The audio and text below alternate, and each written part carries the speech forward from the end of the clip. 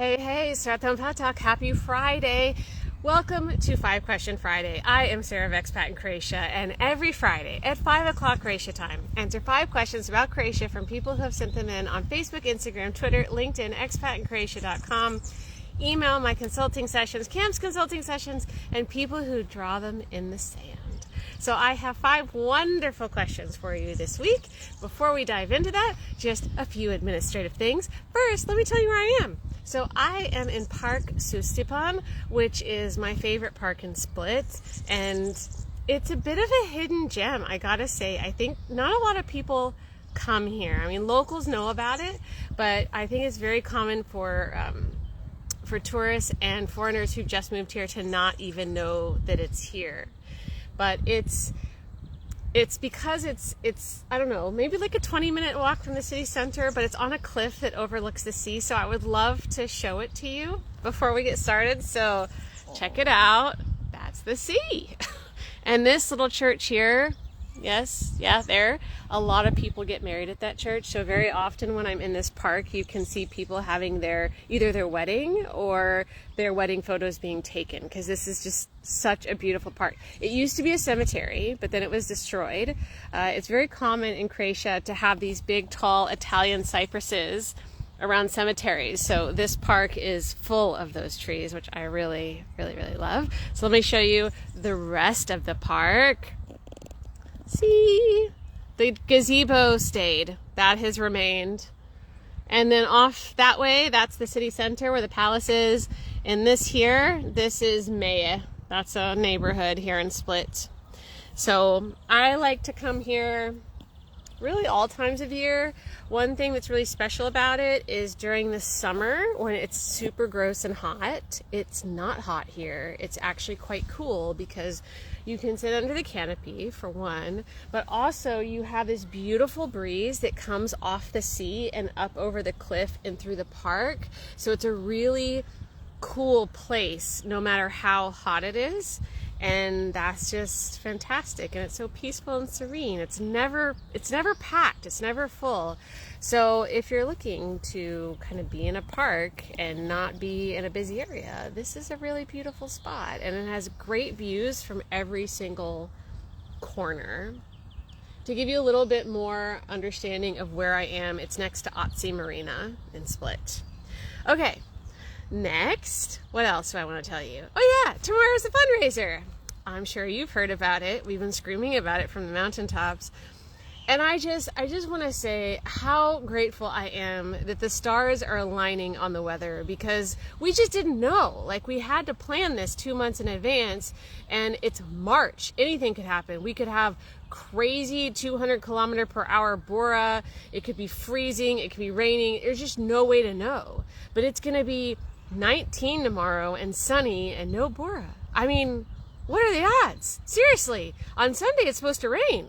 Like, we just got so lucky, and I'm just so grateful for that. Everything's working out. We have so many people contributing beautiful baked goods, more than I could have possibly imagined. We've gotten so much press about this. I'm just so jazzed about it. I really am. I love this organization so much, and it just makes me really happy that everything is clicking into place, and we're going to have a really successful fundraiser tomorrow. So if you're in Split, I hope I'm going to see you there. Next, on Monday, I'm doing an interview with HRT, which is pretty cool. I've done a few of them before, but this one feels like it's going to be a bit different. They're going to be interviewing myself, as well as Michael Freer, who's someone I've mentioned a lot and has been on 5 Question Friday a lot, as well as this woman named Elsie, and she's been here a long time here in Split, and she does a lot of nonprofit work for Udrugas here in the Split area. So I will give you more information about that once I have it. I think we can go ahead and dig in now. What do you think? All right. Thank you so much for being here. This is 5 Question Friday, and I'm going to answer 5 questions about Croatia. All right? So, this first one comes from Harvey here on Instagram. Can I get an OIB online or through email? No, not anymore. Not anymore. So before you could submit it online, but now they've taken away that option, and you can only do it in person at the tax office. So we can send you our guide on how to get an OIB, and we can also send you the link to the list of tax offices if you would like that, to make it a little bit easier. I have to pause right now because I see Andres has just joined. Hi! What's up? So glad you're here.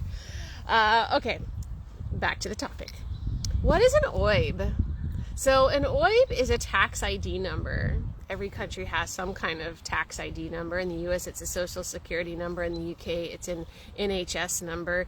In the Netherlands, I don't know what they call it now, but when I lived there, it was called a SOFI number.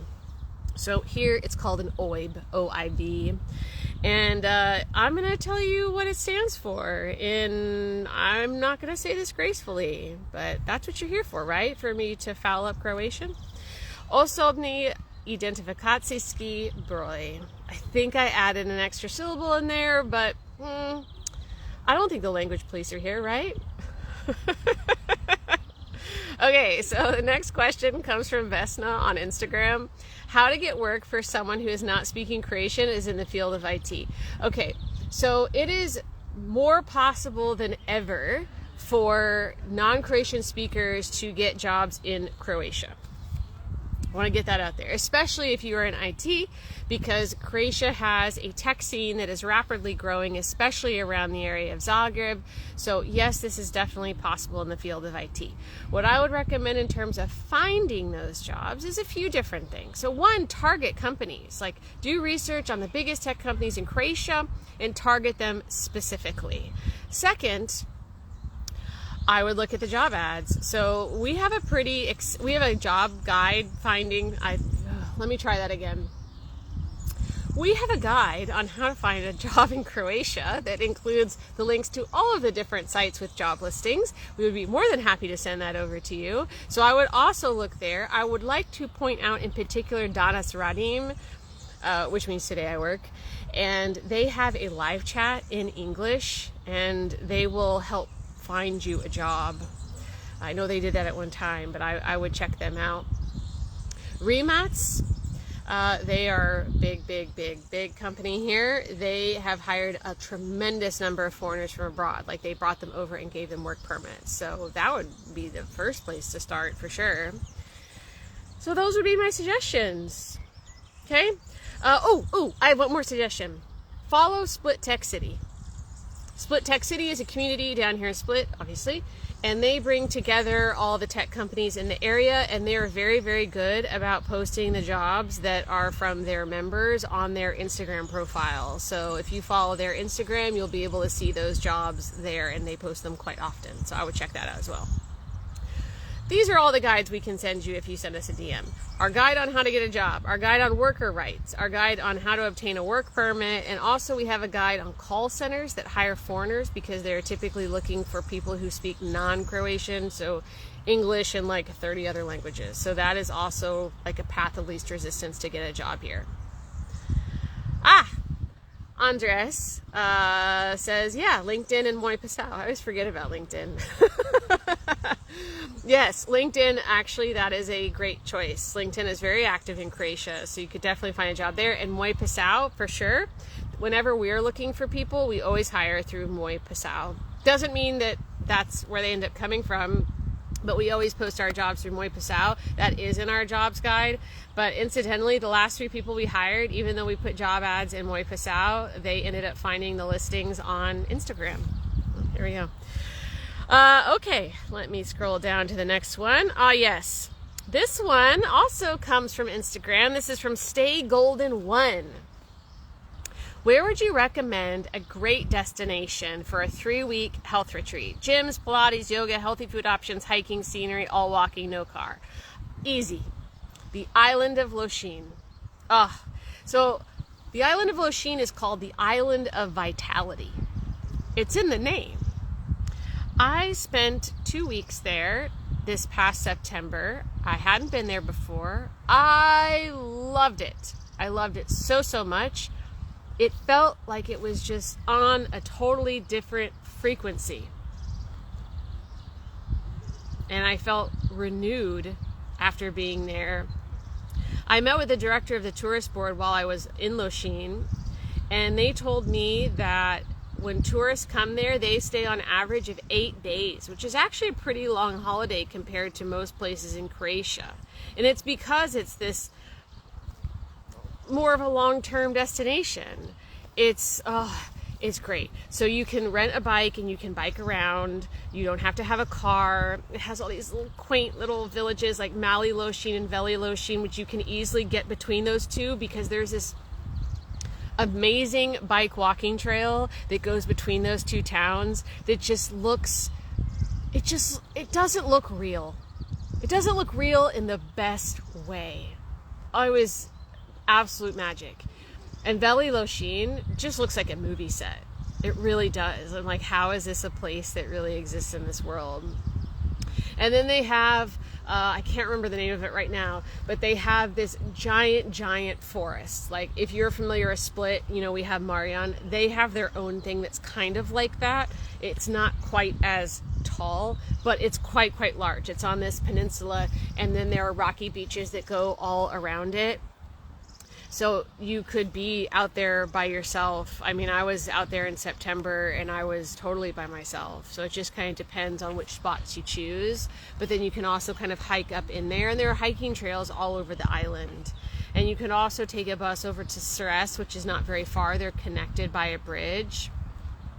But there's lots you can do there. There's also lots of spas there, wellness retreats, all kinds of active things that you can do there.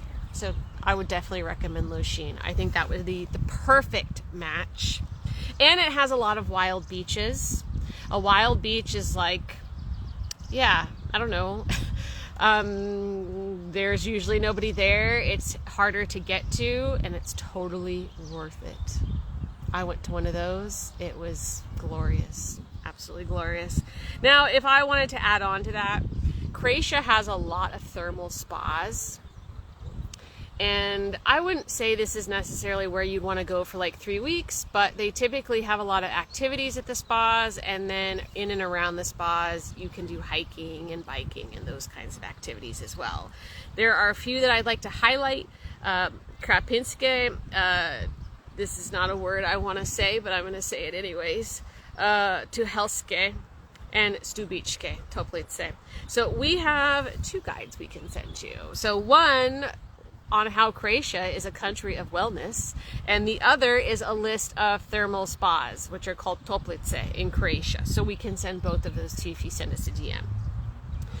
This brings us to our lawyer tip of the week. So this one is about real estate, okay? So this comes from our head lawyer. When you request that a real estate agency show you a property, they will ask you to sign a document. They will make it seem like it's a simple form to consent to view a property. In reality, you are signing a contract that obligates you to pay commission to that agency if you buy the property they show you, even if they are already collecting commission from the seller. In most cases, you cannot get around this. You should be aware of what you're signing. It is not prescribed by law. It's prescribed by the agency. This is excellent advice, and I would like to add on to that. I would add on to that and just say that real estates in Croatia, they are looking after the agency first, the seller second, and the buyer third, if at all. So it's also very common for the real estate agencies to provide a lawyer. Don't use them, because they're not looking after your interest. They're looking after the agency's interest and the seller's interest, not yours. So it's important that you have your own lawyer that is going to be your advocate, that is going to protect your money and your interest and your property. Okay? All right, cool. Next, this comes from Samantha on Instagram. All of our questions are from Instagram today. All right, what are the rules, legalities around operating a freelance business on the side of a Croatian full-time work contract or permit? Is it similar to other countries like Australia where you can earn personal income on the side, lodge your tax return, and at the end of the year, pay your taxes? Or because you're here on a work permit, you can only earn income from your employment? The last thing you said, yes. So when you are here on a work permit, that means you are only legally allowed to work for the company that you have a contract for, that you have a work permit for. So you cannot do side work. Now, this all kind of comes down to the right to work, which we do have a guide on who has the right to work, which is quite extensive because there are a lot of different variables. When you have the complete freedom to work, which usually is Croatian citizens, EU citizens, their spouses, and third country nationals who have permanent residence, those are the most common situations of people who have the complete freedom to work. So let's say that you have the complete freedom to work and you have a full-time job. Even in that scenario, if you wanted to go work for another employer, like as a part-time gig, in most cases you would have to get permission to do that. Now, if you wanted to have your own like Uber like trade on the side, then you can do that. And we're not going to dive down the rabbit hole of all the ways that you can freelance in Croatia, because that is not the question that she asked. But that is a big topic. And if you would like to understand what freelancing looks like in Croatia, drop us a message, drop us a DM or a comment, and I can expand on that in a different video. Okay, what I can send you is our guide on our right to work and also our guide on how to freelance in Croatia. If you would like that, send us a DM. All right, our last question, I think this is our last question. Yes, this comes from Celise. From where, you wonder? Instagram. So, my partner and I are planning to move to Croatia. I'm hoping to start a small business selling homemade ice cream treats from a bike. Do I need a special certification or location to make these icy treats from my home? Can I even sell food from a bike? My Croatian language skills are good enough for chatting with a 4-year-old child. Same. So I figured this would be a great first business for me to make money, to expand my language skills, and to meet new people. That sounds like a great plan in fuzzy cotton candy dream world.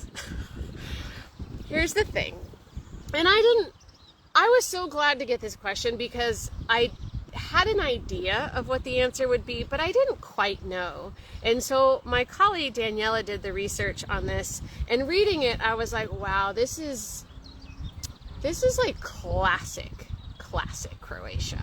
And some of it makes sense, but some of it doesn't make so much sense. So I boiled down this novel that she gave me about all the rules and regulations on how someone could do this into something teensy tiny.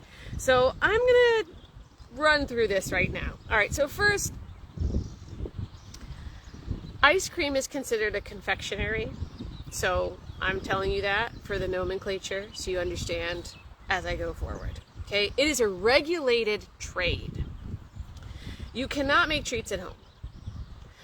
It must be produced in a business space that meets the minimal technical conditions for your trade, which means there has to be an inspection. To produce confectionery, you must have a professional qualification, meaning you must pass a master's exam or have completed at least 3 years of school for a baker or a confectioner. And if you don't, you can hire someone who does. And this one I thought really interesting because, well, I have a professional qualification in baking, but I didn't go to school for 3 years. So, does that mean I couldn't do it if I wanted to? Crazy. All right, so let's get to the bike part of this situation. The bike and the trailer would have to be inspected. And lastly, you would need what's called a concession. So whenever you want to use an outdoor space for some kind of business purpose, you have to get a concession, which is essentially a permission from the local municipality that you can do this business there. So a great example would be, we got a question last year. Okay, a guy in Zadar asked us last year because he was trying to walk down the beach, and there was this campground that was like, no, you can't come onto our beach. And he was really confused because in Croatia there are no private beaches. Everything's public. It can't be private. And so I was talking to our lawyer about this. He's like, well, there are some cases where a business can get a concession for a beach, and then in that case they can say, no, you can't come on to this part of the beach. That is an example of a concession. All right, So you would have to get a concession. And the reason that this is just so silly, because if you're on a bike, you're constantly moving around. So it implies that you would have to get a concession at every place that you stop to be able to sell these treats, which is just not real realistic. And because I kind of wonder, like, you have these people that walk up and down the beach that have like krafne, like donuts or sodas or something in a cooler, and you know it's not official. Like, it's obvious it's not official.